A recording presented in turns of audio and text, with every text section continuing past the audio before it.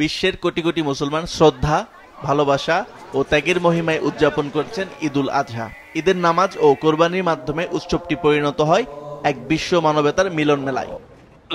ইসরায়েলের রক্তচক্ষু উপেক্ষা করে বিশ্বের অন্যান্য দেশের মতো জেরুজালেমের আল আকসা মসজিদ এবং গাজাতে ঈদের নামাজ উদযাপন করেছেন মুসল্লিরা।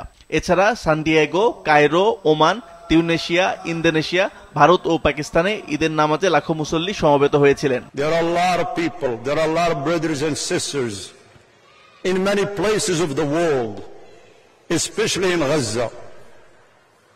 They don't have these things, my brothers and sisters. They don't have security, and they don't have the food, and they don't have the medicine. So my brothers and sisters, appreciate those and say Alhamdulillah, because there is nothing guaranteed in this life. May Allah subhanahu wa ta'ala alleviate their suffering. Gaza উপত্যকার খান ইউনিস শরণার্থী শিবিরের ধ্বংস হয়ে যাওয়া মসজিদে ঈদের নামাজ আদায় করেন উপত্যকার বাসিন্দারা। আল্লাহু আকবার।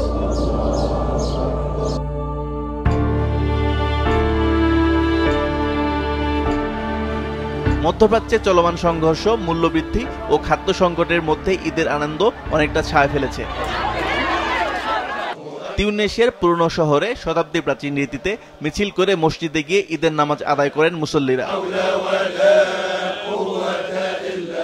ভারত ও পাকিস্তানে ঈদের নামাজের পরে শিশুরা একে অপরকে জড়িয়ে ধরে শুভেচ্ছা বিনিময় জানায়। বাংলাদেশ, ভারত, পাকিস্তান, যুক্তরাজ্য, যুক্তরাষ্ট্র সহ 10টি দেশে ঈদ উদযাপন করা হচ্ছে।